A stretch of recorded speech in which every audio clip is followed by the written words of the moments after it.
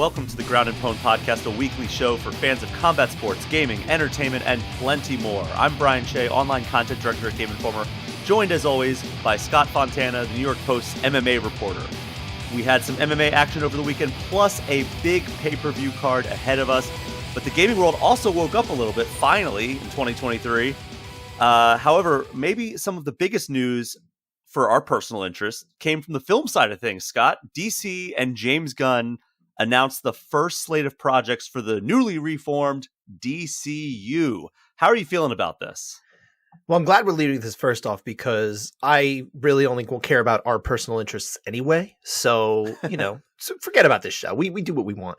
I'm interested. I'm very intrigued with the direction. It sounds like they're really going for a greater synergy than they ever have, and that they have probably some sort of plan that they actually plan to stick to, which is kind of unusual. Yeah, a lot of fly-by-night kind of stuff we've seen from DC over the last, basically ever since they've tried to play catch-up on Marvel, right? Well, you think about it, all their stuff has been so disparate. All right, film is this pillar, gaming is this pillar, which is the same for Marvel, right? Marvel has movies and then games that are completely detached. Like Insomniac Spider-Man has nothing to do with Tom Holland's Spider-Man. However, then DC also had all these TV shows that were like Titans and Doom Patrol that had nothing to do with the DC EU continuity. But James Gunn comes out and is like, you know what? We're going to have animation.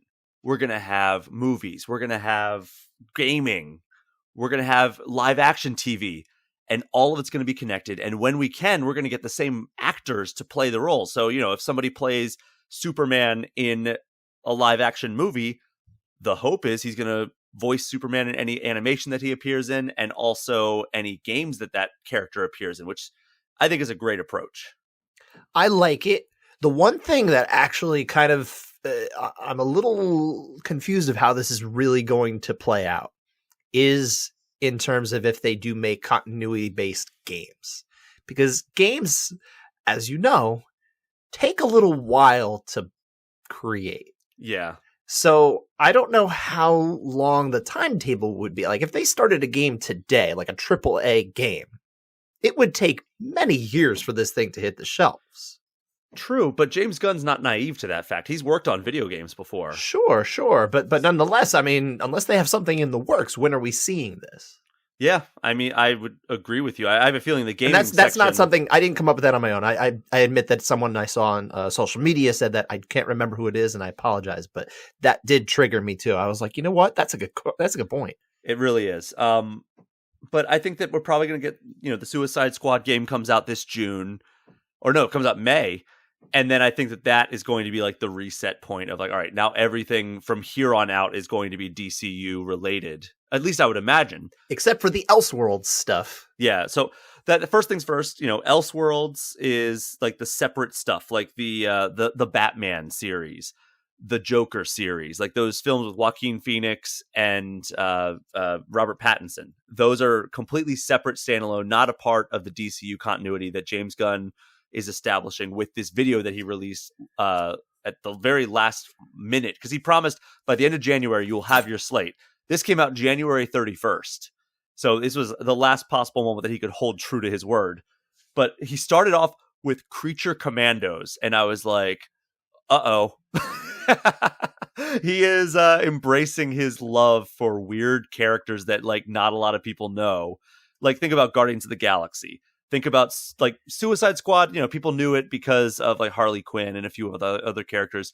But Peacemaker, nobody knew Peacemaker. Even after the movie, it's not like this movie was like a smash hit that everybody saw, and it's like, oh well, now we know who Peacemaker is. Some people did. Yeah. So Creature Commandos. He started with that, and I was like, huh, okay. But some of the characters from Suicide Squad might appear in that, because Weasel is a character in that, from what I understand, who appeared in James Gunn's Suicide Squad. But then because I guess we'll go this way. Then he announced Superman Legacy. That's the flagship kind of jumping off movie for the DCU, coming out July 11th, 2025. So that's when this really seems like it's going to get momentum and get going. Which sounds so far away. And then I think, well, it's only 2.5 years. I'm like, wow, time has passed by. Oh, it really has. I will be 40 in a month at that point. 40 and a month, I should be clear. So James Gunn is actually helming this. He is writing it, and I believe, I don't know if it's been confirmed, but the word is that he's also going to direct it. I heard he's going to star in it, too. Yeah, he's also Superman. And he's going to be Key Grip. So this movie sounds like they're taking it in the direction that people have always kind of wanted with Henry Cavill's Superman, where it says the way that, let's see, James Safran, right? That's his name? The other DC executive. I can't recall. He said it focuses on Superman balancing his Kryptonian heritage with his human upbringing. He is the embodiment of truth, justice, and the American way. He is kindness in a world that thinks of kindness as old-fashioned. Can I tell you that I was reading this out loud at the dinner table with my family, and my kids, by the way, I forget their ages. They're 7 and 5, so they're little. They're not big on superheroes, but they're aware of them. They like them in so much as they tolerate them. They're more into other stuff. But anyway, I'm reading what this is, mostly to my wife, and my oldest son is just the sweetest little boy you would ever meet. Mm-hmm. And he couldn't fathom why kindness would be old fashioned or like not in style, because it's just kindness is just the only way. And I'm like, well, yes, absolutely. But maybe some people just aren't as kind and they need a reminder. Yeah. That's a good way to describe it. It's Peter Safran, by the way. Okay, there you go. Peter Safran and James Gunn. I combined them to make one mega DC executive named James Safran. But yeah, it's Peter Safran. That was his quote on it. He said, apparently it seems like it seems like Safran also says that he hopes that he can persuade James to direct it as well. So it says that he's writing it as of now. But there's also a separate Superman movie being produced by J.J. Abrams that is in development still. And this is still going forward? It would be an Elseworlds story. Good Lord. I have a feeling this is them like being contractually obligated and unable to cancel these things. And also, the Batman and Joker are also both incredibly popular and incredibly good. Well, yeah, especially the Joker had garnered awards consideration, and they had already greenlit that. They weren't going to go back on that. And also, yeah, the Batman movie was too popular for them to be like, nah, we're just going to skip it now. Yeah, they might as well let him do what he does. Matt Reeves, right? Absolutely, yeah. I love Matt Reeves. I think a lot of people really do appreciate what he brings to film. Love the Planet of the Apes movies he did. He's done some really great stuff. So because James Gunn is going to be so wrapped up in Superman Legacy, that means that Peacemaker Season 2 is on hold, unfortunately, which I am bummed about because I loved Peacemaker Season 1. I know you did. I thought it was fine. I enjoyed it. I don't love it as much as you, but I did like it. Peacemaker Season 1 was one of my favorite things that DC has done, period, since the Dark Knight trilogy. I see.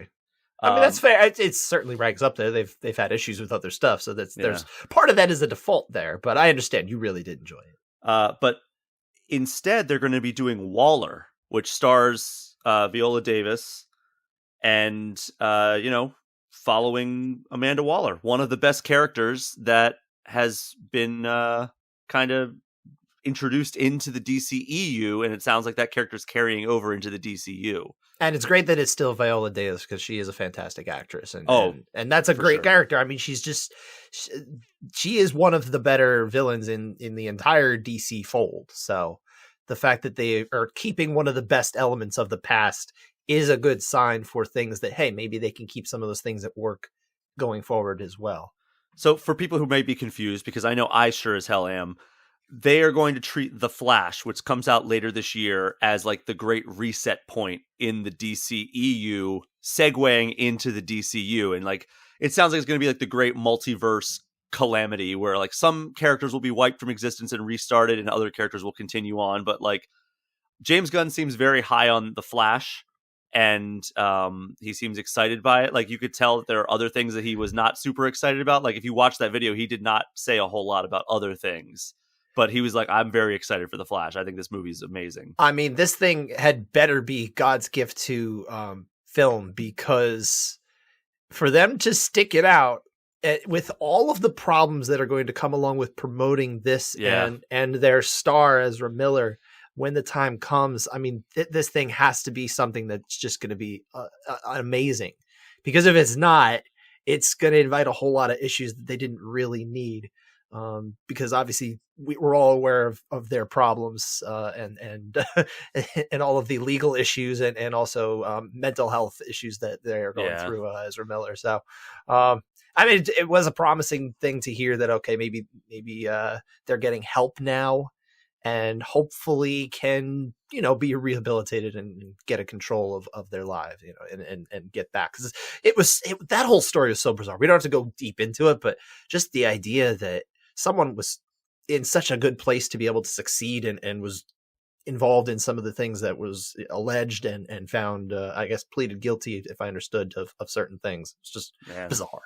Yeah, that was a rough situation to also see kind of crumble beneath their feet, right? With just having this amazing opportunity to take this character that, is so iconic in DC Universe and carry it everyone's forward been waiting for. Yeah. And then kind of have it dashed away. Maybe what in a different pun sense. Are you up to, sir? I was going to say, it kind of shades of Gina Carano in that sense. Only an inappropriate pun there, sir. But then we'll speed run through some of these things here. Good the Authority, I promise none of these were intentional. The Authority would follow up Superman Legacy. And that will be a movie about, I'm reading from Variety, an ensemble movie about superhumans who have a less than idealistic approach to saving the world. That's novel. We haven't seen that before. Lanterns sounds like a very exciting show. It's obviously starring the Green Lantern Corps. Yes. Starring Hal Jordan and Jon Stewart, not the Daily Show host. No, but so two of the two most iconic Green Lanterns. The way James Gunn framed it was True Detective with the Green Lantern characters, which sounds great. Yeah, I mean, it sounds great, but like, what does that mean? I'm glad it's going to be treated as more like policey, I guess, because they are essentially space cops, right? Yeah. So basically, like, from what I understand, they're going to be looking into this mystery that will play a huge role in the DCU going forward. So I have a feeling that what they're going to uncover will end up revealing what like the big threat is in this arc, right? I guess that's possible, sure. So that, by the way, this arc is called Gods and Monsters. That's right. And they're calling it this is chapter 1. Chapter if 1, I understand Gods and right. Monsters, So it's not phases, guys. Get your nomenclature right. That we're in chapter mode. So Authority was what we already covered. The Brave and the Bold, which is a Bat Family movie. Very much family in there. Yeah. So obviously Batman, we don't know who's going to play Batman. It's not going to be Robert Pattinson, different Batman, which is not at all going to be confusing. There's already two other Bruce Waynes in DC movies that are currently running between young Bruce Wayne and the Joker and Robert Pattinson Bruce Wayne. So I feel like we can handle that though at this point, because we've had so many. Batman is a role that has been passed around so many times. It's not. I don't think it's unheard of for us to even do that. So we have Damian Wayne joining the cast here, right? I'm intrigued. Yeah. And I love that just the way from Variety's interview with him, the way they've described Damian Wayne is, quote, our favorite Robin, quote, a little son of a bitch, and quote, assassin, and quote, murderer. So this could be fun. When I was reading this at the dinner table, I skimmed over those descriptions for my children, by the way. But yeah, so that's fun that we're getting some Bat Family stuff, and it's going to be Damian Wayne. I am interested. I will maintain that my favorite Batman is always a very self-contained Batman. I actually like him not to interact with like actual like super powered superheroes. I like a grounded Batman tale. But we get both. So you can give me the one as long as I get the other. And I do like, it's not like I didn't like Justice League, the animated series, right? That is an amazing show, and it's a wonderful display of how well Batman works while working along these superheroes. And there's some great stories out there as well. Tower of Babel was a favorite of mine from Justice League, and it's not that I don't like it, but you know what? Give me both, and I'm happy. What's your favorite Robin? My favorite Robin? I think I really like Dick the best. Yeah, Dick Grayson, who ultimately goes on to become Nightwing. Yeah. Terrific. I love that character arc. Also, Jason Todd with Red Hood. they redeemed the character for sure. I mean, that's a big redemption tale for DC and even in general, because obviously they had the contest to say, hey, should Joker kill Jason Todd? Yes or no? And well, everybody voted to kill him. So long, sucker. Sadistic bastards of the 80s. And then, of course, there's some other elements to some of those characters in the Arkham trilogy that we will not get into for fear of spoilers. For by the way, an 8-year-old game. Yes, but at this point, I know it's a nice reveal. I think it's a little predictable. Yeah, but it's fun. We don't have to say it. How do you feel about Supergirl, Woman of Tomorrow? It's definitely not what I was expecting. They described her as hardcore, if I recall. Yeah. So, like, the way that I understand it from like this comic arc that they're adapting is basically like when Krypton blew up, Clark Kent, Kal-El got sent to Earth to be raised by human parents, and Supergirl just sat on a floating rock of Krypton as everyone she ever knew or loved died around her. Yeah. And now she has like kind of like this warped perception, much more hardcore, and Kara Zor-El. It sounds like they're almost making her like Jason Todd, like, because I'm not as familiar with that story arc in the comics. It's almost like the Jason Todd version of Supergirl. Could be, yeah. Just a lot darker. It's a recent comic run. It's 2021 and 2022 that this comic arc happened. Yeah, I'm like wholly unfamiliar with it, other than the fact that it was noted in the reveal. Yeah, so doesn't mean I'm not interested. Like I'm gonna give them a chance on this whole DCU thing. Let's see how it goes. I'm just glad to see that there really is a plan in place that they hopefully want to stick to. And look, I like 300 like a lot of people did, but it's not like I was a big Zack Snyder fan. So when they turned it over to him many years back, I wasn't all that enthused. And I was mostly enthused. It's had mixed results. Yeah, I was mostly enthused when they did that about the fact they were going to have one unifying, overseeing like person, right? Hopefully with a vision, and it turned out his vision was not even close to realized. That's the problem. Well, I thought he was the wrong guy's vision. To be perfect, I just never thought he was the right one. And then when they put out Batman vs Superman: Dawn of Justice, which is still a stupid title, and it was a stupid movie, it definitely deflated all of my confidence that they were going to make anything good. By the way, maybe a hot take. I maintain Ben Affleck was a good Batman. However, he is an adequate Batman. He had awful material to work with. He is an adequate Batman, and they totally changed the tone of his character from BVS to Justice League, because they made him like super hardcore. Like, you want hardcore? This is fucking dark, right? And then they make him in Justice League. It's almost like he's like wisecracking, "Hey, let's bring the team together," kind of thing. And I'm like, this. Neither one is like really there, but I don't necessarily fault Affleck for it. I'm just not a big Ben Affleck fan to begin with, so the best you're going to get out of me is like, yeah, he was fine. The Snyder Cut, I think, remedied some of that wisecracking. It did, absolutely. I actually did not mind the Snyder Cut at all. Like, I was pleasantly surprised by my thoughts on that movie. I went in thinking like I was going to hate it. I was like, this is pointless, this is stupid. And then like when I got to the first scene, I was like, oh, this is completely different. Okay, I'm in. And it's a total improvement. Yeah, I appreciated it for what it was. And it actually would have been interesting to see more of it. Yeah. Ultimately, but you know what? Let's just move on. I think that this is the right move, unfortunately, like just scrapping everything and starting over. But the last movie on the slate here was Swamp Thing, and they're kind of teasing that this is going to be they're saying investigating the dark origins of Swamp Thing, and kind of saying it's going to be like the horror aspect of the DCU. And obviously all these movies are meant to tie in some way too. So you would have to think whatever sort of threat is going to come in here, I start to at least suspect the Green will have a very big part of this.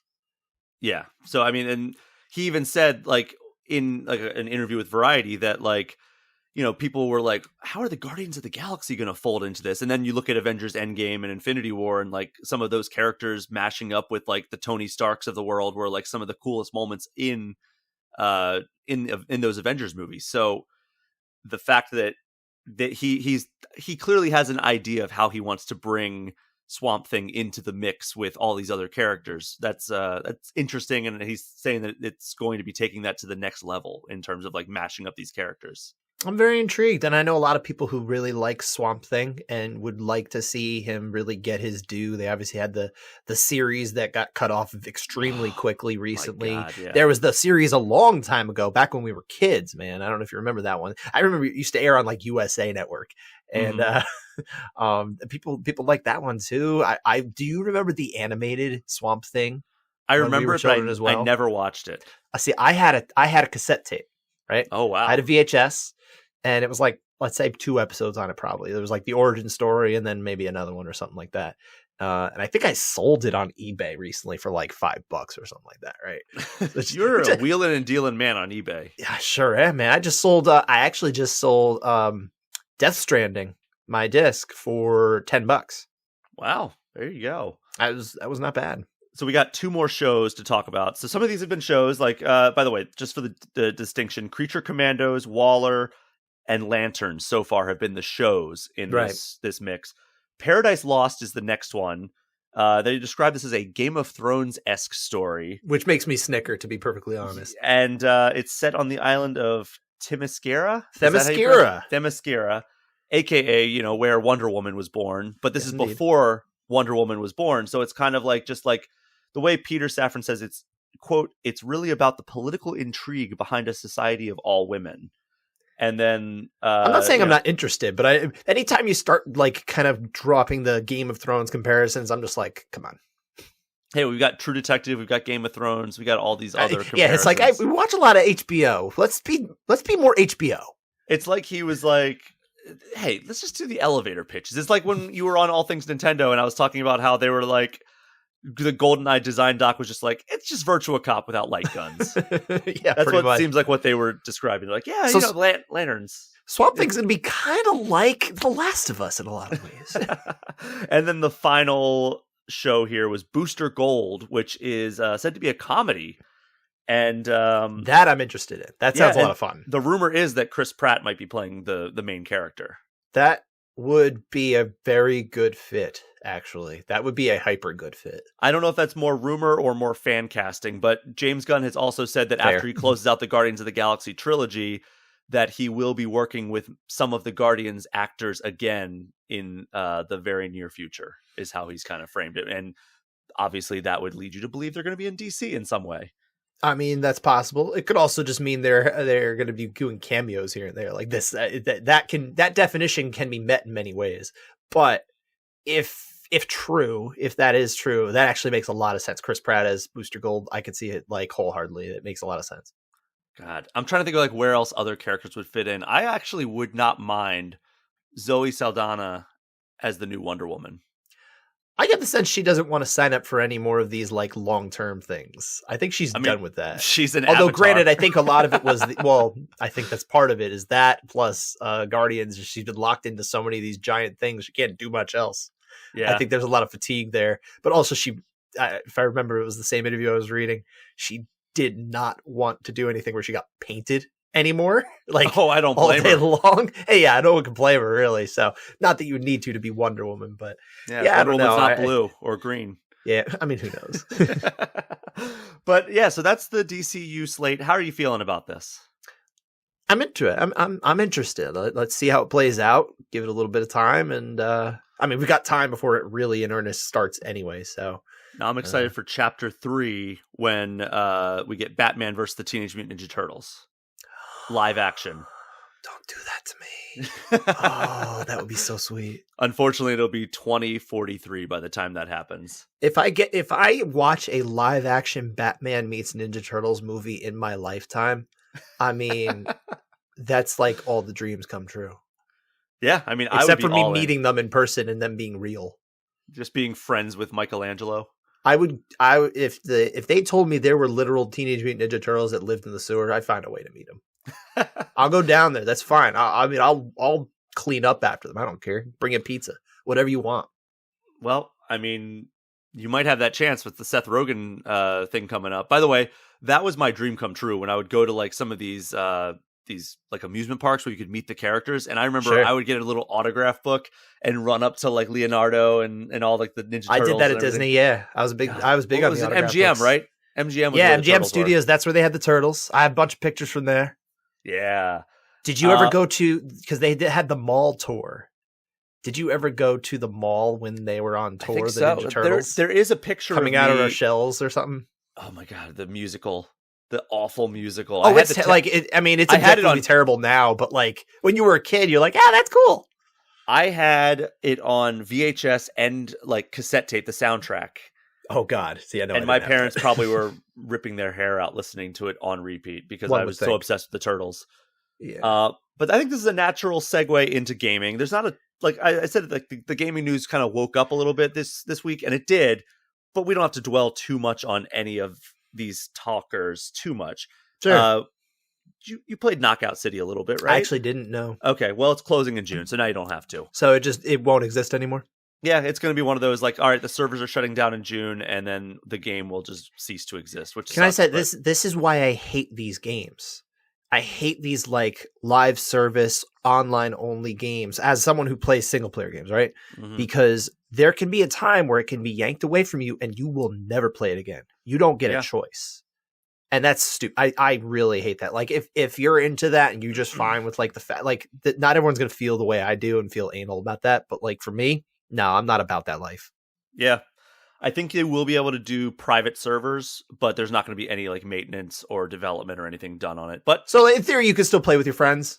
Yeah. All right, that's what I believe. There's something there. I guess if you and your buddies really still liked it, then there's at least that. So the game is a lot of fun. I reviewed it for us back in the day. I kind of wanted to check it out, and I just never got to. And I guess I still got time, but yeah, I know they did. That's when I was going to do it, man. I was going to do it when they had the TMT crossover in there, but didn't get to it. And yeah, I'll probably just live without playing it. That'll be okay.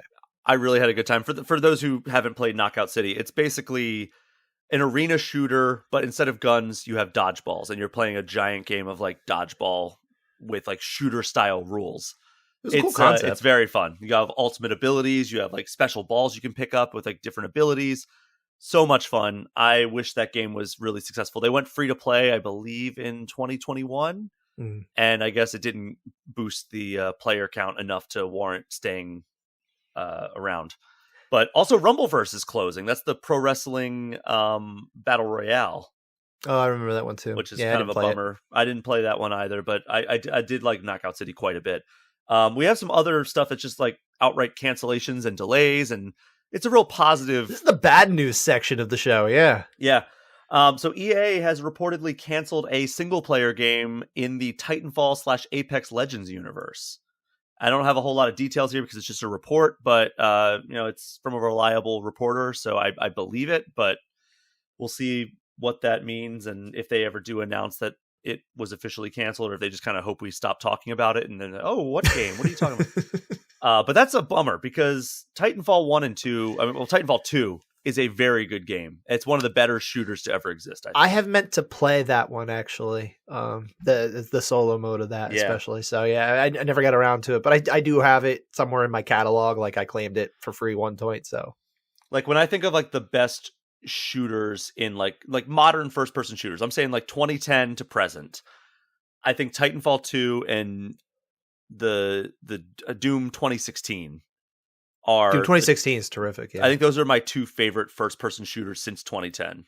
One that I liked, and it's not necessarily the gunplay, but the experience of it, the game and story itself was really good. Was in the Wolfenstein. That was very good too. New Order, New Colossus. Those were fantastic. New Colossus was actually my entryway into that, so I jumped in later, but I thought it was fantastic.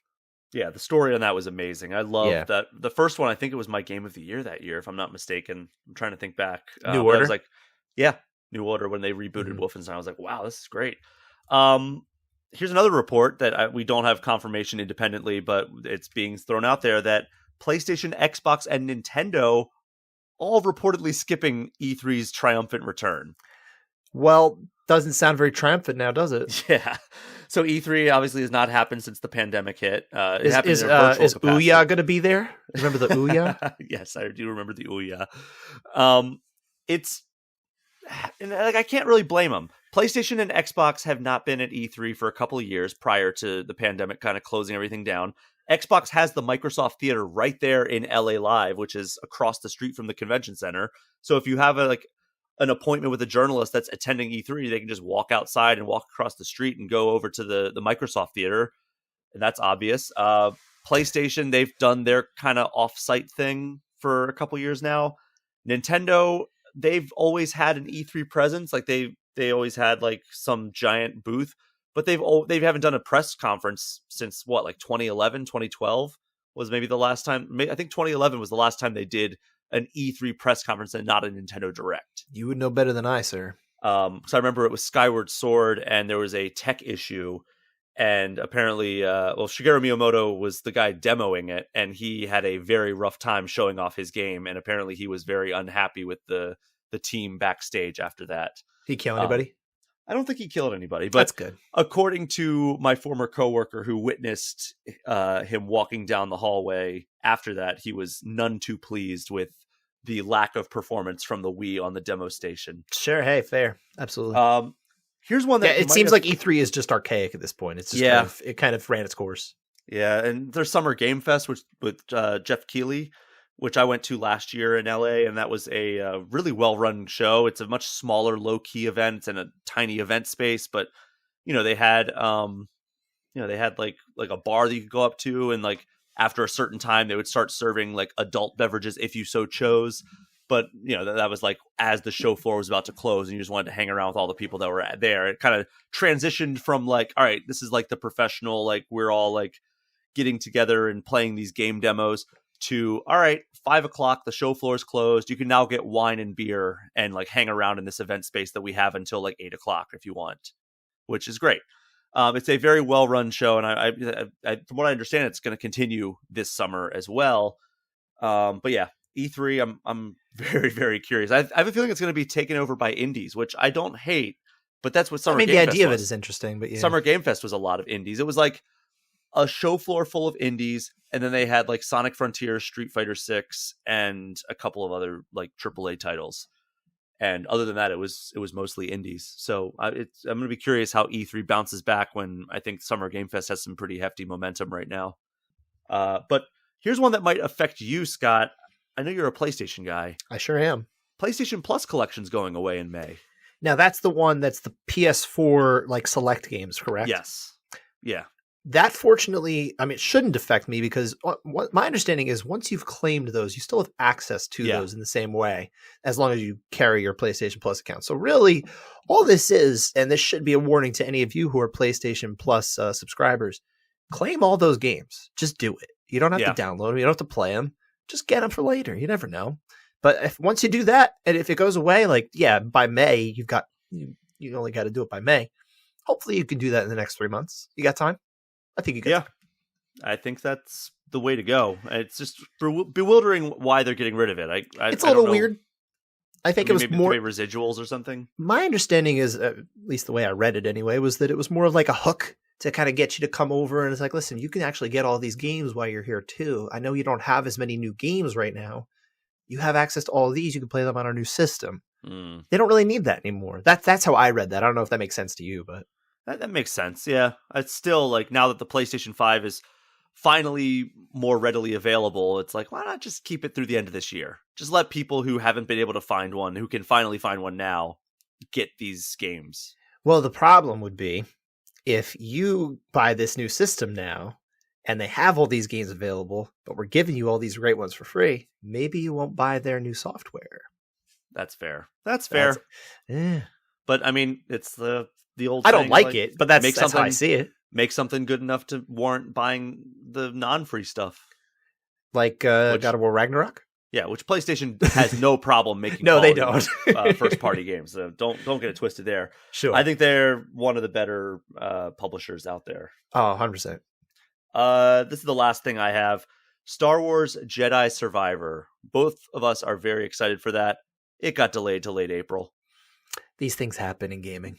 Now there's very good reference there, which I mean, do you want to talk about what we're playing? I think we've kind of covered what we've been playing, aside from one title that I have been checking out. Well, I mean, I'll give you an update on GoldenEye. I finished it off. Control sucks. It's a terrible mission.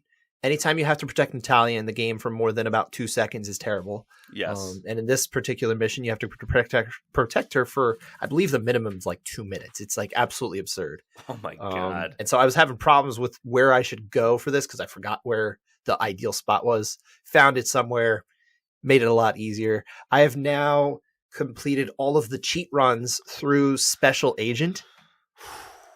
So next up, before I've, for the record, everybody, my family and I, we've all been sick for the better part of a week. I'm pretty much through it at this point. Stomach bug, not fun. But I pretty much took a break from GoldenEye because that's not really the most relaxing game to play when you're not feeling well. So especially when you're trying to go for like cheat runs and stuff, right? Like I'm trying to get clears. And that really wasn't going to be in the cards. So instead I was playing a lot more Lego Star Wars Skywalker Saga for my children and myself. And it was a lot of fun. I'm deeper into it and I've started to like soak in like what makes it different from the other Lego games. And it really is terrific, dude. I don't know if you've played it, but I played through episode 1. They did a great job with this game. And I think it's a model for, and it's not one they can come out every, twice a year or whatever, like they were used to be doing. But if they ever said, hey, we want to make like another Marvel game, like one based on the MCU or something like that, that would be like an all encompassing kind of thing. And this would be the way to model it. I think that would be fantastic. That's what I'm hoping they do, honestly. Like I would love to see them redo some of the Marvel stuff. Like maybe just imagine if they put out like the Infinity Saga for Marvel. Yeah, like, exactly. Or something like that. Iron Man all the way up through Spider-Man Far From Home. Or maybe this can be one of the games they're working on in the DCU. They just start from scratch on a Lego game that's timed to come out at the very end. And it's got the whole DCU Chapter 1 Gods and Monsters saga. Maybe. That'd be fun. That would be quite a ways off, but yes. I mean, are we to believe that they're not going to make Lego games several years from now? I mean, I think that they will. I would hope that they would do Marvel first, though, because that way we can get a game in the meantime, and it's another incredible saga. Sure. I wouldn't necessarily expect them to not come out with a game until then, but it makes sense. There's your path to making a game in time. That's how I see it. Yeah, I think that's probably correct. Like, make them as the movies and projects come out. Yeah, keep working on it. That'd be cool. There you go. So I've been playing Majora's Mask. I'm almost done. I'm so almost excited. done. Are you getting tired, or are you still like into it? I am so over this game, to be honest. Like, I'm enjoying it, but also like it feels like homework at this point. Where it's like there's so many like things I'm trying to do because I'm trying to not 100% it, but do all the meaningful content, right? I almost thought I'd feel like it was homework to play GoldenEye and try to get these cheats and stuff, but like I'm actually enjoying it more than I thought. But I don't want to steal your thunder. What else with Majora's Mask? So I'm playing. So Majora's Mask. I finished the final temple, and now I'm just kind of cleaning up all the side quests before I take on the final boss battles, and trying to get the fierce deity Link mask, which is just apparently the most OP thing that exists in the Legend of Zelda series, and just turns Link into like a killing machine. And that's good. It's from what I understand, it is worth the grind that I'm putting all these extra hours in to get all the other masks. So you have to trade the other masks to this character, and he'll give you this one mask. Like, hey, give me these 20 masks that you've collected. I'll give you this one mask. But like that one mask is so powerful. It apparently even makes some of like the final boss encounters like a joke because it's so powerful. Interesting. But yeah, so I've been playing that, and hopefully I'll wrap that up by the end of this week. Well, before we move on to the other one, I do want to point out, because this is on Zelda, a friend of mine, I've been meaning to share this on the show, a friend of mine who basically stopped playing games about 20-ish years ago, like just dipped out, didn't really care. He just got his son. This is my son, my oldest son's buddy.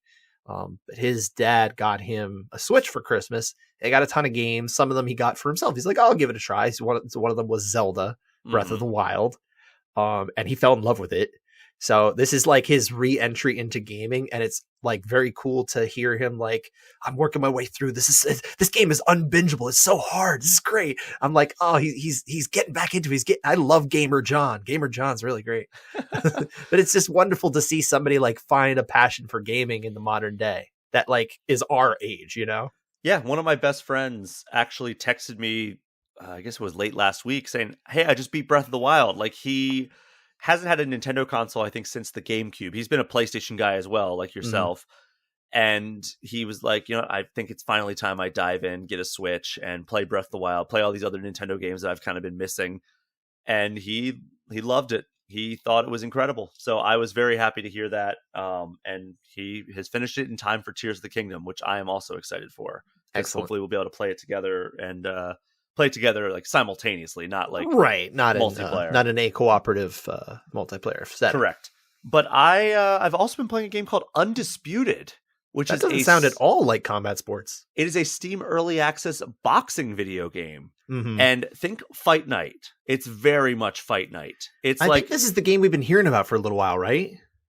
Well, it's out in early access now. There was one, but there was the one that like I think had been in the works for like a couple years, and it was supposed to be a game like this, or at least sounds familiar. But let me hear more about this. So it plays very much like Fight Night. Pretty good graphics. Obviously, it's early access, so there's a little bit of wonkiness here and there. But the controls feel just like Fight Night. You can use face button or stick controls for your punches. And I had a really great time with like the few matches that I played. I played through the tutorial and I played 3 boxing matches in it. And, they have a bunch of licensed fighters. They have Muhammad Ali. They have Canelo. They have Sugar Ray Robinson. They have Tyson Fury, Deontay Wilder, Katie Taylor, Jessica McCaskill. God, it's just a pretty good roster for an indie game, right? There's an up-and-coming boxer they should look into, Francis Ngannou. Yeah, I actually was thinking, like, I wonder if there's, like, I haven't looked into it enough, but, like, I wonder if there's a creative fighter option that's available yet, and I could create Ngannou and have him fight Tyson Fury or Deontay Wilder. Do you know Jose Aldo's actually boxing, I think, next week? Oh, really? Yeah. Well, I hope that he can split time between harboring an attempted dictator and in his minions room and training. So I don't want to see another sad Jose Aldo story happen. And also hoarding the COVID funds that he and his wife allegedly yeah. But yeah, so that's the other game I've been playing. I haven't put a ton of time into it. But yeah, I'm very excited for where this game could go from here. So I don't play a lot of Steam games. I don't do a lot of PC stuff, but as you know, because of my PC Game Pass subscription, I have started doing that a little bit more on my PC. Mm-hmm. Is this something I need to pay for early access? How does this work? Because I've never actually done it. Yeah, so I think it's $30. Like, it's just basically you're buying the game. Yeah, and it basically like gives you access to the game right now as it's still in active development. And then whenever there's an update, you'll just get an automatic update, and it'll just be like the newest build of the game. So is this just kind of acknowledging, hey, the game is not fully ready, but we're going to sell it to you anyway? Yeah. So it says, we believe creating a great boxing game requires a deep connection to the sport, community, and fans. Early access provides that platform to ensure our vision delivers against player expectations. So if you have a copy, you can actually give feedback to the developer as well and tell them like what you'd like to see. And here's what they say. How is the full version planned to differ from the early access version? It says our development roadmap includes additional features that will be introduced over the course of early access. This includes career mode, fighter creation tools, additional boxers and venues. We'll provide more details about these features along the way. And is this something that like when it comes to like the full release, at least on PC, that it would cost more if you were to wait and buy it? Like, am I saving money if I try to get early access now? I'm just curious how this works. Sometimes they do that. It's so I know you can't necessarily know per game, but like in general, so here's what they say. I'm a little curious, yeah. Because there's an FAQ whenever there's an early access thing that like the developer has to answer in order to get listed in early access. That's where I'm reading these quotes from. Okay. And one of them is, will the game be priced differently during and after early access? And it says, we plan to increase the price of the game as we progress through early access, adding more features and content and responding to player feedback. Note that the price of the base game will only rise for new players, not for existing owners. So by joining our journey early, you will save money. So that answers your question directly. Yes, that is exactly what I was getting at. So this is fascinating. I might give this a try. I might have to wait until I finish up with my Microsoft deal here in PC Game Pass. Whenever that runs out, then I'll have a little more free time. But yeah, good to know. I'm having a good time with it. Again, like I'm still very maybe early. Maybe you and I could play. I don't know if online is in there. Oh, it's yet, not. But okay. Gotcha. I would imagine it is, but you do need a controller. It doesn't work with mouse and keyboard. No, I use I actually am borrowing a friend's Xbox controller. Oh, that's what I use. I got the Duke. I guess it's not the original Duke, right? No, that's not the original Duke. No. Yeah. Sorry, but I'm a PlayStation guy, guys. I think that segues perfectly into the fight talk that we want to do. So we had some fights last weekend. Some of them very late at night. Other ones prime time on a major network television. If I told you one was Bellator and one was UFC, you probably would say, "Oh, the UFC was the one that was in prime time on major network television." But no, it was Bellator. CBS debut. Let's start there. I think so. And this is honestly, it's the bigger news of the weekend. It's the more interesting fights. Fedor obviously had his farewell fight. This was the build up to the final fight of his career, allegedly. You always say allegedly with the fighter because you just never know. But I mean, I did speak to Fedor last week. He does seem like a man who's very much at peace with his decision making here, and I think probably, if anything, this last time out there taught him, yeah, it really is time for you to go. Because you're 46 and you just got your butt handed to you by Ryan Bader once again in a fight that everyone kind of thought was going to go that way. I kept believing to myself, I'm like, gee, you just never know.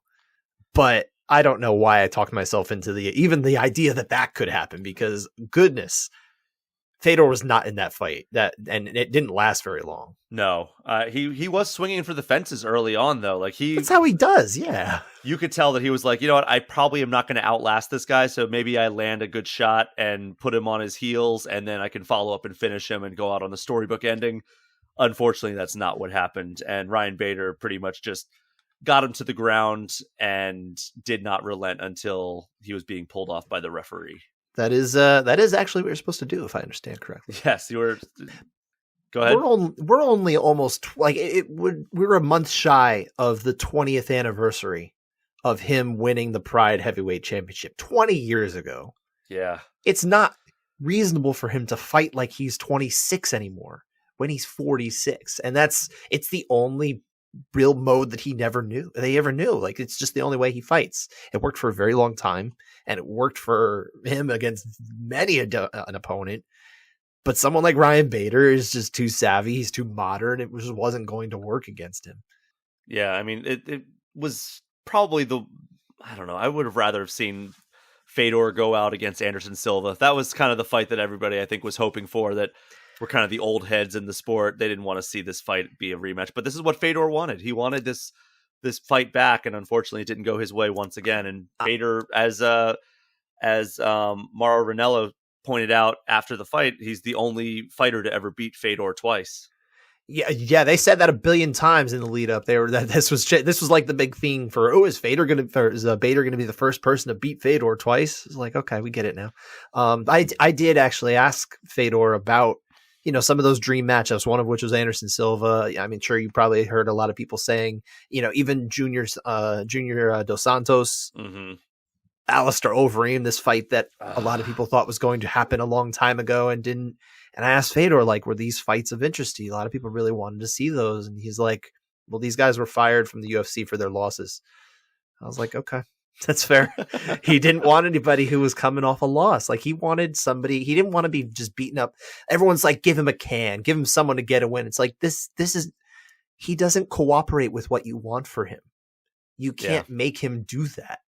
So, either you just prevent him from getting what he wants, which isn't necessarily an unviable option, or you accept that this is the way the man wants to go out. He's signing up for the brain trauma. Give it to him. I mean, at the same time, I also think that it's a little overly simplistic to say that the UFC fired Anderson Silva because of losses. Well, that is, first off, this is through a translator. Yes. Fedor speaks Russian. I speak English. I don't translate Russian. So I don't know what exactly he said, and I don't know what exactly was said of me. I do have a neighbor who's Russian. I could always check with him. But no, I think what was implied there was more or less, yes, these guys, they lost several fights and the UFC decided to discontinue partnership with them. And the point is, he didn't want someone who was sliding out. He wanted someone who was on the upswing. And that's even at 38, Ryan Bader at least was on a 2-fight win streak. He's also now got a 2-fight win streak over 46-year-old title challengers. Oh, well, there you go. Because he beat Czech Congo last year when Czech was 46. And then he turned 47 about a week later because he'll be 48 in May, Czech. I wonder if we're going to see Bader challenge somebody or, face somebody, a challenger who's maybe not 46 next time. That would be kind of cool. That would be nice. It would be nice to see some young blood in the heavyweight division, but it's the heavyweight division, so there isn't any young blood. Maybe Francis Ngannou, who is not necessarily young, but is certainly younger than Ryan Bader and also the number 1 heavyweight on the planet. Correct, yes. And regardless of who wins the fight in a few weeks here between John Jones and Cyril Gane, I will still consider Francis Ngannou the number 1 heavyweight in the world. As we all should. Now, I wanted to ask you too, because you've been watching fights longer than me, actually, if I recall correctly, because I kind of came aboard, post Tough for sure. It was about 2000. It was really 2008 when I started watching regularly. So you've been watching longer. Were you like one of those guys who watched Pride events live? No, I always caught either the highlights or like watched them after the fact. But you were at the time, like while Pride events were happening, you were a fan and you would seek out what happened. I was keyed into it, right? Like I heard about this guy Fedor that was over there, like just unstoppable force. Whenever like I got the UFC games, I would always create him in them because like I would look up like templates and everything to put him in, and it was always fun to see that. Like and like the creative fighter formulas.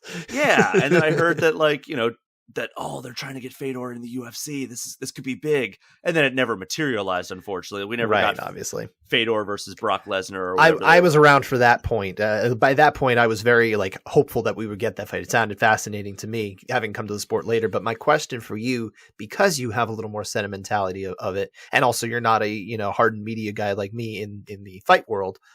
What are your thoughts on the way they sent off Fedor, outside of the fact that he got knocked the fuck out in a fight that we all kind of thought he might not get knocked the fuck out?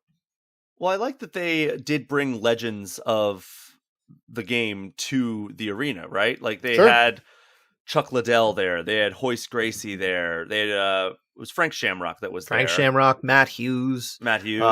Chael was there. Of course, Chael was there. Former opponent Chael. Yeah. Which still trips me up that we had Chael Sonnen fight Fedor Emelianenko. You can't see it, but I'm pointing in the background. I have all my credentials behind me, and the one I'm pointing to is the Fedor versus Chael credential. Oh, wow. So you were there live for that one. I was there. Yeah, I mean, that I remember watching it live, which, it was a weird stretch, but I think that, ultimately they did a much better job honoring this legend. You can tell that Scott Coker obviously has a long history with Fedor, and that's evident in the fact that they didn't pull out all the stops, but they did bring in a lot of recognizable names and really gave us a kind of like, hey, let's gather all these legends of the sport together to send off another legend. Like, welcome to the retirement club, basically. Fedor is very reverent. Scott Coker is very reverent of martial arts in general. I think if you took the best elements of Dana White and Scott Coker, you would get the most hyped up super fan of fight sport, because Dana has the energy. He absolutely, like, say what you want about him, there are a lot of flaws and it's hard to avoid them. But the energy that he brings and the ability that he gets to grab you by the face and say, look at this, when he wants to do it, Jinx, it's unparalleled.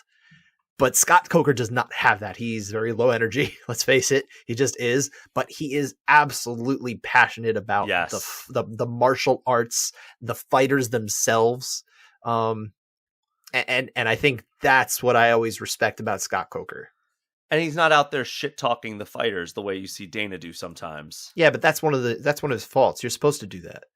These people are human garbage. I forgot. Human garbage to entertain me. The promoters are supposed to de-promote the fighters. I forgot about that. That's rule. True. That's true. Especially if they want money. Don't ever let them want money. Like any money. So there were 2 other fights on this main card for Bellator that broadcast on CBS. And by the way, this was a near impossible thing to find on Paramount Plus. Oh, on Paramount Plus, I see. Yeah. I had to go into the Showtime. Like I went into Showtime, went into Bellator. It was not listed there.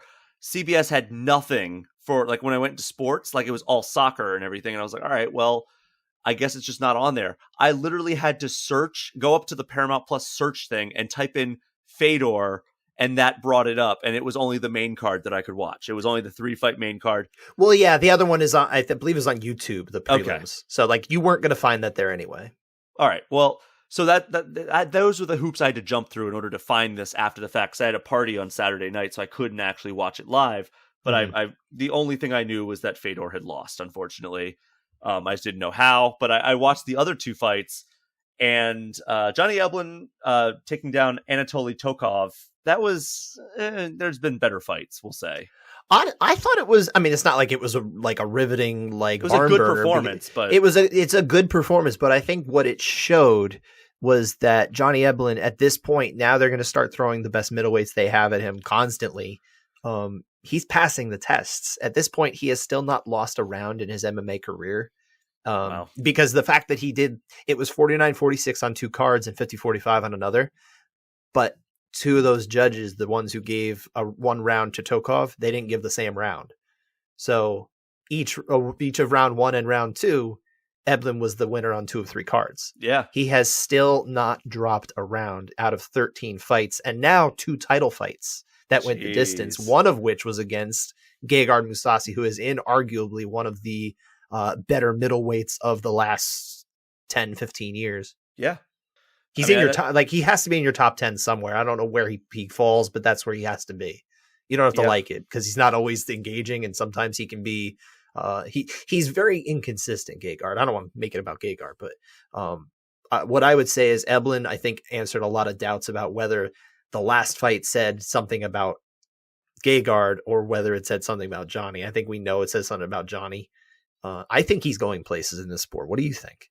I think he looked great. I mean, obviously he took Anatoly right out of his game. It was not after the first 3 rounds, it was not competitive really at all. Really, after round 2, it was no longer competitive, because the first 2 rounds were close. I think a lot of people kind of went one way or the other with those rounds. You saw some people whose media scores I didn't necessarily, look down my nose upon. Some people had 2-0 Tokov. It's defensible, but after that point, there's no way you would say Tokov was really in the fight for the last 15 minutes. So yeah, it just really, he took over with the wrestling. He had that German suplex at the end to really thrill you. That was fantastic. And keep in mind, that's in round 5, late in round 5, he pulls that off. The energy that takes to do that to someone who can actually wrestle, and grapple, that's a big deal. And I think that shows a lot about the fact that this guy's got a lot of problems he can throw at you, and he's only getting better. He's only 5 years into his career.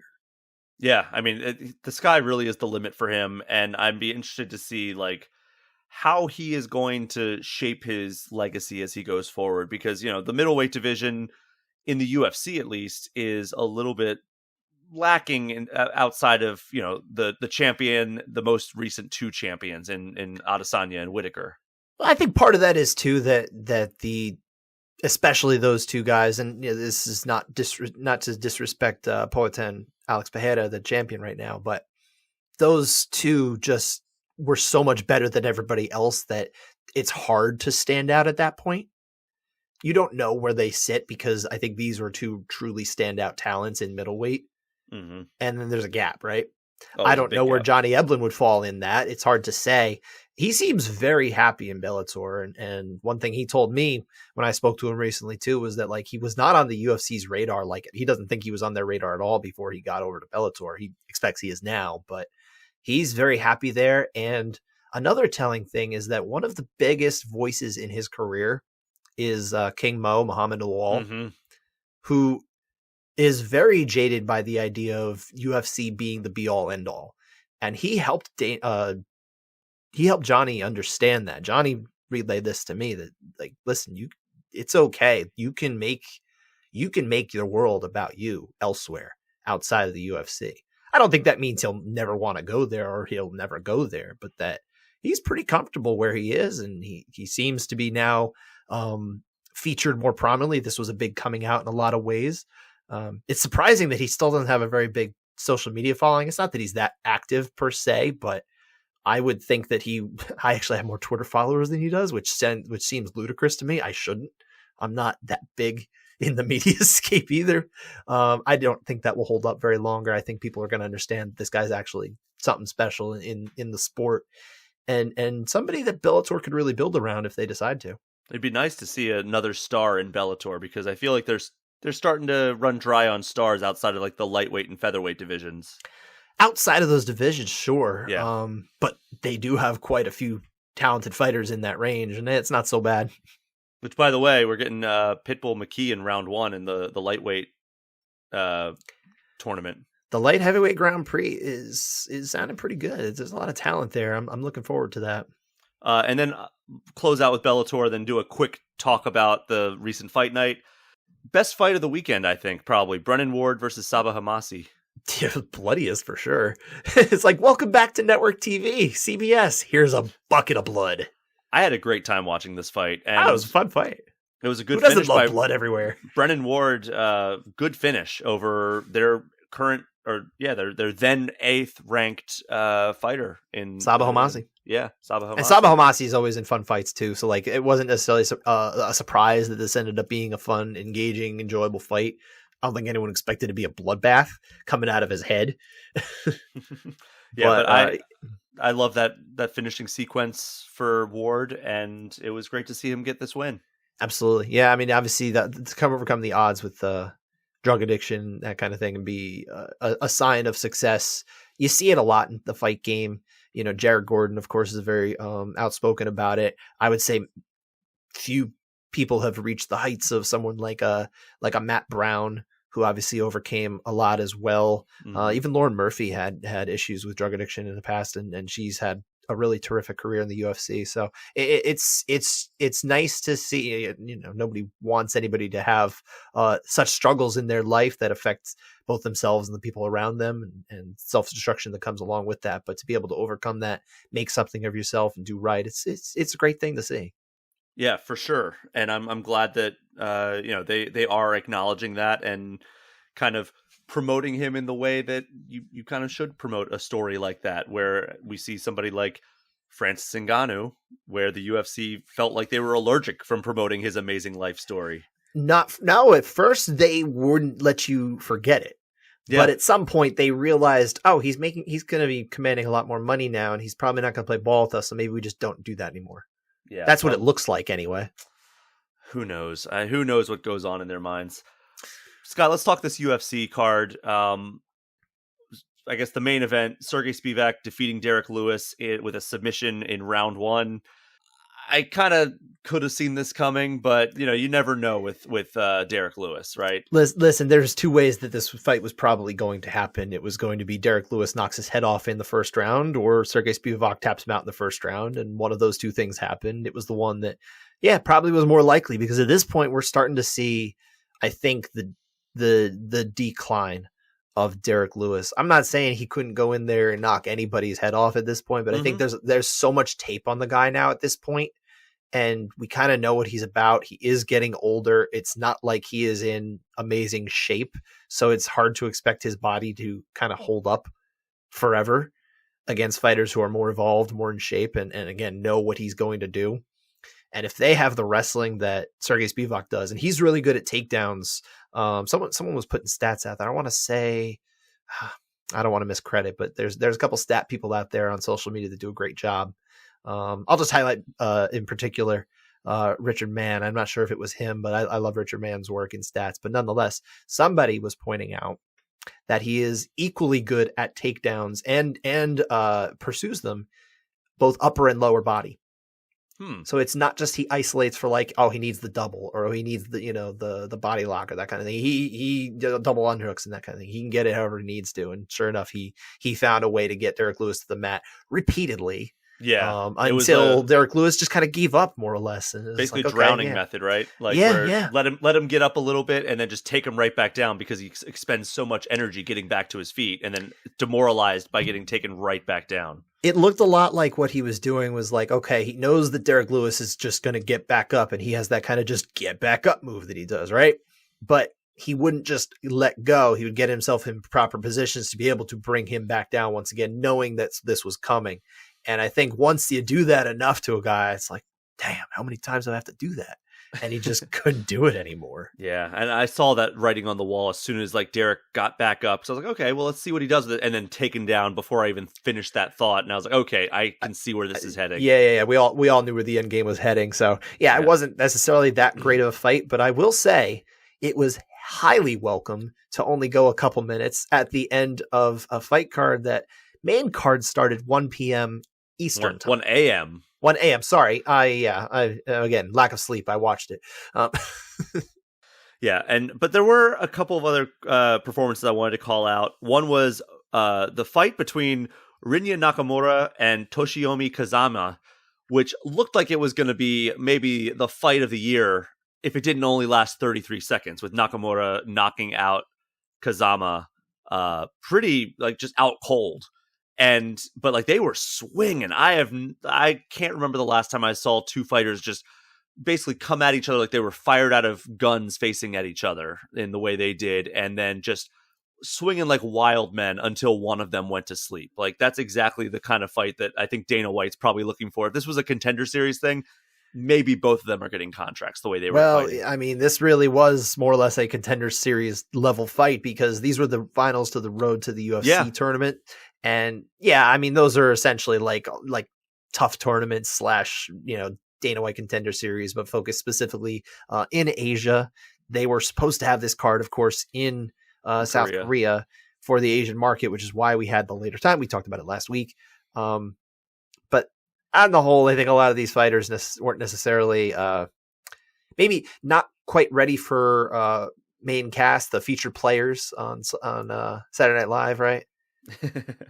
Yeah, and then one fighter that I think is kind of getting ready for prime time was the other one I wanted to call out. I've talked about him before, Tetsuro Taira. Yes, 100%. He is a quality prospect. He overcame some adversity from Jesus Aguilar. Sorry, I'm like mispronouncing words now. Aguilar. Is it Aguilar or Aguilar? I think it's Aguilar. I don't know. But round one submission of a triangle armbar, which was a thing of beauty. Those are always fun. That Taira got on Aguilar, but he faced some adversity. I think Aguilar had him mounted, if I'm not mistaken. You actually watched this fight and I didn't, because I missed most of these fights because, again, we're all sick around home. But yeah, I would recommend going to watch this. Like I'm pulling the Scott I'll Fontana watch them role all. I will 100% watch them all. It's just a matter of when. This his finish of Aguilar and overcoming the adversity was so impressive. It seemed like Aguilar might have a choke on Taira, and Taira weathered that as well. I believe at one point Aguilar was under the chin, so it was like, oh, this is not looking good. And Taira got out of it and then turned the tables and ended with a beautiful triangle armbar. So that's all I wanted to talk about with this fight card. Aside from the fact that I wanted to give a shout out to Laura Sanko. Sure. She did a great job in her first time commentating a UFC Fight Night card. I thought she played well off of John Gooden and Michael Bisping, and as informative as ever. And I hope that she gets more shots outside of these like late night fight cards. I hope we get to see Laura Sanko and hear her in prime time soon. Also, maybe no more of these late night main cards, but but I would say to kind of give my 2 cents on Laura Sanko too. I thought what she did best was she more or less just blended in. Like it wasn't like, oh, there's some unwelcome voice who's here now, right? And I think that's the one thing that you as a commentator don't necessarily want to be. You don't want to kind of stick out like a sore thumb. You're there to enhance the the action going on in the cage. And that's what she does. She's a part of the team. She's just there. She's kind of seamless in there. And is she still looking for the right times to kind of interject as with a new team? Yeah. I mean, she's worked with some of these individuals before, but it's still a new process. And as she gets more reps, it's going to become seamless, I'm sure, because she's very talented. You can tell. Yeah, she's great. And she knows the sport inside and out. She knows the fighters. She does her homework. She knows the techniques. She was a great addition. She's trained to the and fought. booth. Yeah. So she knows the criteria. She knows the judging criteria. She has passed the class. So when someone's up there talking about what's to score in that round, if it's not her and she's on the call, let her correct. Listen to her. I hope that she gets another commentary gig very, very soon. Like, I would love to see her in the booth once again in the next. Absolutely. Now, we do have to kind of do the housekeeping of what we do on these cards, which is, how did the main card fare against your expectations? We gave this a 2-star. Did it meet it or go below it? The main card or the main event? Oh, the main event. Excuse me. Again, very sleep deprived. I watched. I will say I stayed up anyway. I'd say it's probably about on par with the expectations, right? Like, I would say I'm going to give it a 3. Okay, I'm going to give it a good 3 here, and that's because it was just a couple minute heavyweight fight, and that's all I ever want. If it gives me what I'm looking for from a heavyweight fight, which is a short one, I'm probably not going to be that mad unless like something weird happened. And if it's longer, yeah, maybe it'll go down to a 1-star. Yeah, I mean, it was fine. It was a perfectly fine fight. It got us the result that we all kind of assumed was going to be the most likely outcome. And I don't know. It was an underwhelming performance by Derek Lewis, but that's unfortunately what we've kind of grown accustomed to in the past few fights. The other side of that coin is, though, Sergey Spivak did have a pretty impressive performance because he did everything to neutralize Derek Lewis in a pretty expert way. So you got to give credit where it's due there. For sure. What about the rest of the card? Because I didn't watch it. Not yet. I didn't watch every fight. You gave it a 2. I would say, I mean, outside of the finishes. Did you enjoy what you were watching, though? I did enjoy what I was watching. I think Anshul Jubli had a very good finish against Jeka. Oh, God. Saragi, I guess is how you pronounce that. I believe. That was an impressive performance. I watched that fight. That was one of the few fights that I watched on the undercard. Like I said, Nakamura Kazama was a barn burner for those 33 seconds. But unfortunately, I was of course very upset that it didn't continue because that was looking like it was going to be the most fun fight of the weekend. And then Tatsuro Taira having a great finish. I'd say maybe this got a 2.5 or a 3. At least in the form you watched it, which was cherry picking the finishes, right? Yeah, basically. But you know what? But that's a good way to do it. It is. It's it really best is. Way. And especially when you can't watch it live and the timing is such that it's like there's no way in hell I'm staying up until 3 a.m. watching these fights. Well, yeah. At least you didn't live on the East Coast. It was over at 2-ish your time. Fortunately, not so bad. But we've got to talk about UFC 284. Yes, which is coming up this weekend. This is the big one. Yeah, the big one that everyone's saying the UFC is not promoting. I know. I don't necessarily agree with that. I think they're pretty much just waiting until now to really go heavy into it. Could they be doing more? I mean, maybe, but dealing with it on the media side, I know that it is a priority. I just know because I'm working with them. So it's interesting. I'm not worried about it. That this isn't a bigger deal though, because you have the number 1 and the number 2 pound for pound fighters on the UFC's official rankings going up against each other.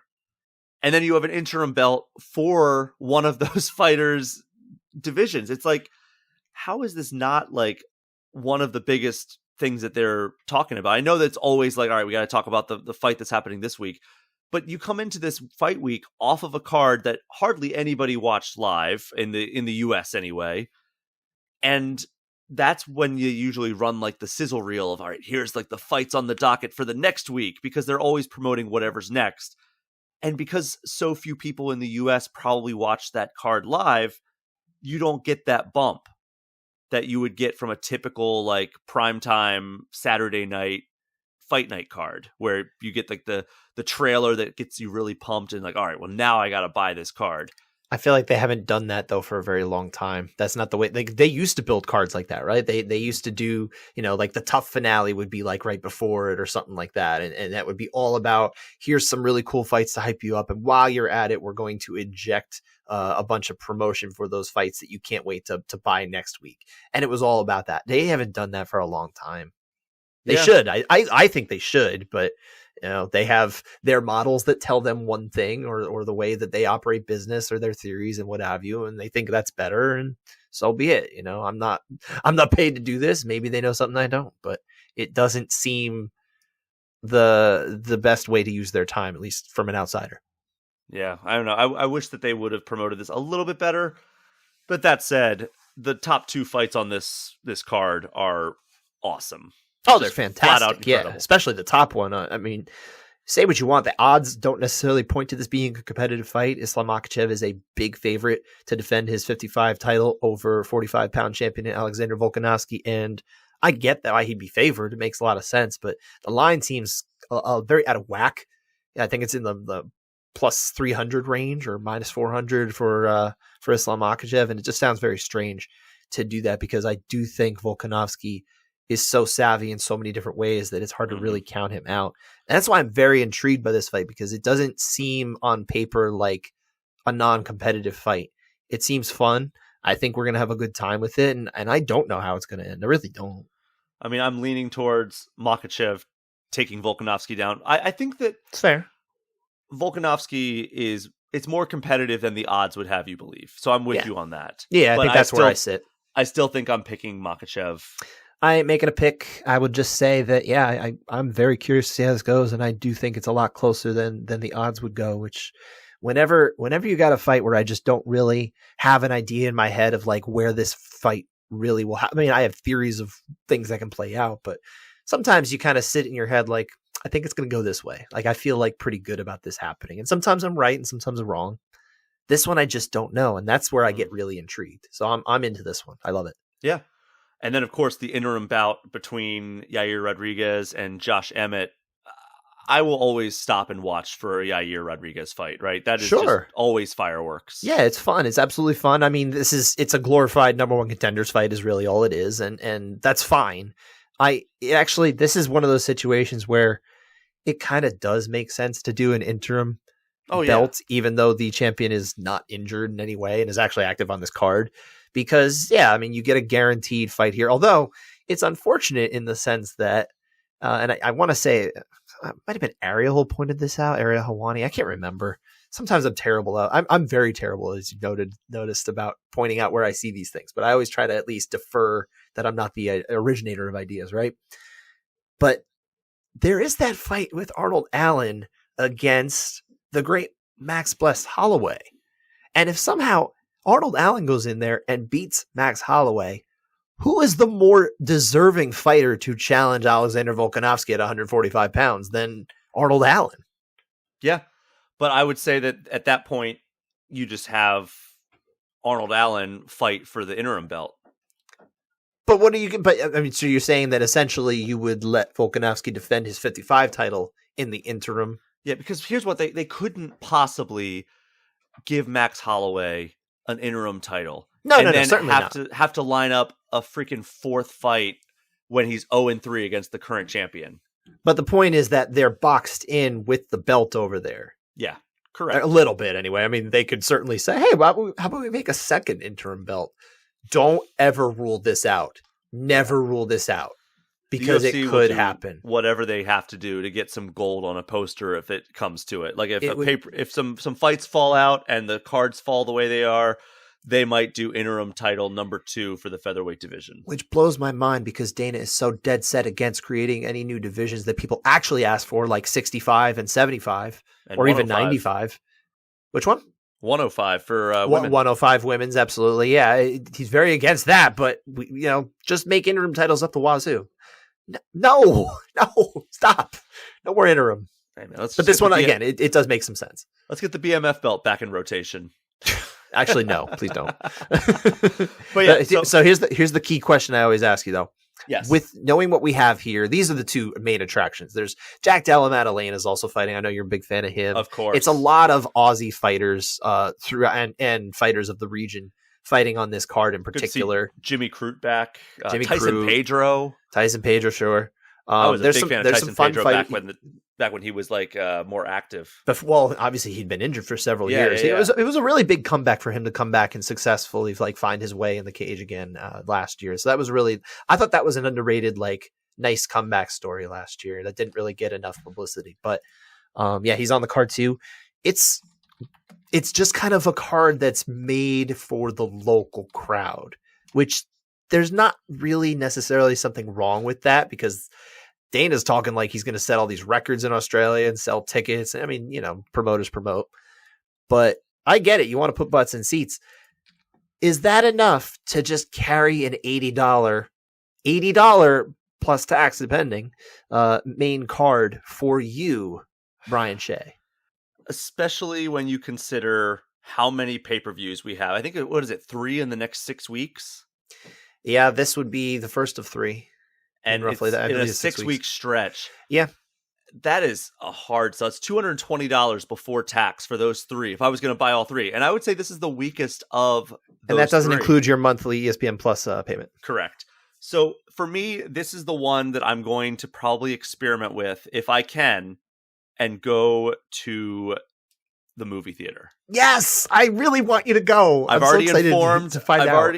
I have a birthday dinner that I am supposed to go to, and I was like, all right, well, I told my partner that I'm going to try to go to a movie theater to watch the UFC fights that night after the dinner. I like it. So that's the plan right now. I will say every time, the reason I was laughing earlier when you were talking is because I saw Jamie Malarkey is on this card. Yeah. And there's a podcast that I listen to called Friendly Sparring. And one of the hosts, Juice Jackson, he points out that Jamie Malarkey looks like Grog from Ocarina of Time. I'm sending you a picture right now. Okay. Well, I always just, whenever I see his name, I just think, well, that's a bunch of malarkey that he's fighting. You know what? I see it to a degree. Yeah. It makes me laugh every time now. He's not even wearing a shirt. That's true. It works. But yeah, so I don't know. And he's ripped. This dude is ripped.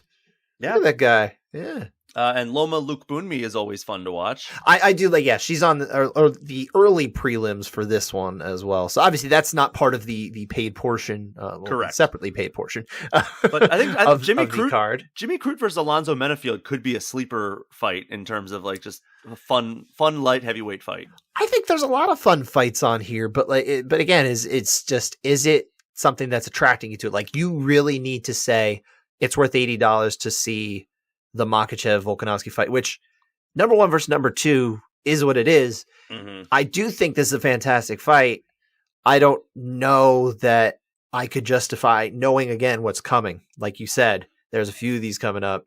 Is this the one? It might be the one that gets squeezed out. But as I've said to you, maybe I've said it even on air, back when I wasn't covering the sport really regularly, like, I would go to Applebee's. I would go to Buffalo Wild Wings. I would go to a bar. I would do everything I could to not buy the pay-per-view at home. Mm-hmm. There's There's nothing wrong, especially now that we're not in the pandemic. You can go out if you feel safe enough, if you feel comfortable doing that. And I hope you do, that you can go somewhere and you can save a lot of money and just watch fights and just, maybe you spend a little bit on a beer or something like that. Have a good time. At least your money's going to something else other than just the fight, Huh. I just noticed that the Buffalo Wild Wings right down the street from my house is listed to show this fight. There you go. There's another option, but please try the movie theater. It's so cool. I want to know. Well, now I'm not seeing the movie theater on this. Oh no. I'm seeing the Dave & Buster's that's not far from my house is also showing it. But this is again, I go to UFC.com/bars and they are currently advertising Teixeira versus Hill and Figueiredo versus Moreno 4. So I don't know if they're talking about that fight being shown or what, but I guess that's not really doing a whole lot to feed into the. Well, they're not promoting this yet. So yeah, I'm going to if I watch this live, it's going to be at a bar and or a movie theater. I think that's the way to go. Now, you mentioned a few prelims. I don't think we need to go down the whole list of everything. Tyson Pedro, by the way, is on the prelims. He is the one before the main card. He's the featured prelim. Yes. There we go. That's the word to get the nomenclature right. Are these must-watch prelims to you? On the whole, I'm sure there's fights you'd watch, but there are some that I would like to watch. I don't know if they're must-watch, but there are some good ones. This doesn't feel like must-watch on the whole. No. It really doesn't. This feels like the one almost entirely. I feel like you could skip a lot of this card. If you were someone who is like trying to discern your time on a Saturday night, maybe this is the one where you don't say, no, I need the whole night for these fights, dude. This isn't necessarily the one. Not saying it won't deliver, but that's where I kind of sit with it personally. Yeah, that's kind of where I'm at. Is maybe I'll try to tune in for the featured prelim to like maybe get to the bar for Tyson the featured Pedro, prelim. Modestas Bukauskas. Yeah, that seems like a good fight. I think so. I think it'd be fun. Kick things off with Jimmy Crute versus Alonzo Menafield. I mean, you could do worse than that as a pay-per-view opener. Sure. No. I mean, I'm always interested in Zabar Tuhugov, who's actually the curtain jerker on this one. I fighting saw against, that. The name is Elvis Brenner. This is a replacement opponent. It was supposed to be against Joel Alvarez, who's actually kind of a young up-and-comer, interesting prospect out of Spain. But we don't have that fight now. I'm curious to see what Tuhugov can do at this point. He's, getting a little more longer in the tooth for a UFC fighter, I guess, 9 years in, and not as many fights either. So, yeah, I don't know. I mean, I feel like, I don't know. I would like to see more from him. Sure. He's also had just a string of canceled fights. Yeah, I mean, who hasn't? It's just kind of his last fight was in 2021. He had 2 canceled fights in 2022, and already had an opponent fall out in this card. Yeah. So this is Elvis Brenner is a replacement fighter. Yeah, that's what I was saying. Yeah. Yeah. So like, it's just like, can this guy please get some stability in his fight schedule? Well, he's got 6 days to get there. We'll see. It's fight week. Anything could happen. It's 5 days, actually. We're talking on Tuesday. Is it 4 days? Goodness. I don't know, man. It's late for me, and you're sleep deprived. But yeah. Do we want to? I think that the pay-per-view, it's not worth my $80, but it is worth me going and getting a few beers and maybe an appetizer at a Buffalo Wild Wings. I think that's fair. I think that's totally fair. The only other thing I wanted to close out on was the fact that there was the announcement that UFC 287, that card we spoke about last week, there was questions: was it going to be in Miami? Was it going to be in New York City? There was the UFC Australia account that said, "Oh, it's Miami," and then they pulled that. Yeah, it is Miami. No surprise. Someone fumbled the bag there, and someone not fumbled the bag, but fumbled the ball there in some way. And so it's not coming to my neck of the woods. I will not be covering this one in person. But hey, good for the people of Miami. They get some fights. Yeah, and it looks like it's shaping up to be a pretty good card if things don't fall completely apart.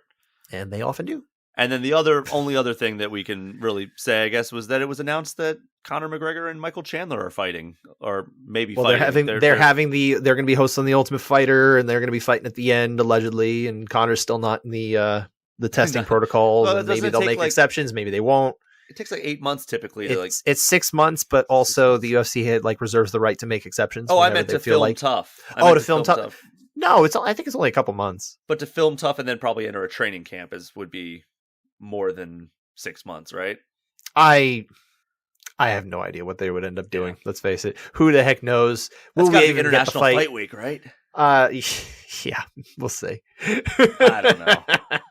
But yeah, I mean, I'll probably tune in. That's probably the closest they'll get me to tune into a tough. Like, I was hoping it was going to be Tony Ferguson personally, but sure. I could see Michael Chandler just like kind of getting under the skin of Conor McGregor. And I would like to see that happen. I will not be watching. He loses his cool. I'll not be watching. I mean, if someone says like, "Hey, we want you to cover it for the New York Post for it," sure, I'll do that. But they don't typically ask me to watch stuff like that, so I'm not worried. Yeah, well, the last time I really had a good time watching Tough was when it was Dillashaw and Garbrandt coaching, because Garbrandt just had the shortest fuse imaginable, and he. At one point, he grabbed TJ Dillashaw by the throat when they were waiting to walk their fighters out. There was another time where he was trying to get to TJ, and like all the people were like forming a human wall to prevent him, and he jumped up on the outside of the octagon, the skirt, and ran around the octagon to try to get to TJ. That sounds pretty tough to watch at this point. It was comical, honestly, and I'm just not going to acknowledge the pun there. You know what? You did it too, sir. But we're over in a flash at this point. We're going to wrap it up here. That is our show for the week. If you like what you heard, be sure to subscribe. Apple, Spotify, YouTube, wherever you found us. And while you're at it, would you kindly follow our social handles at Brian P. Shea and at Scott_Fontana on whatever social media platform you can find us on. And, of course, you can reach us with questions, feedback, and topics you'd like to hear about, hitting us up at groundandpwnedpod@gmail.com or at groundandpwned on Twitter. Until next time, enjoy the fights, enjoy the games, and we will talk to you next week.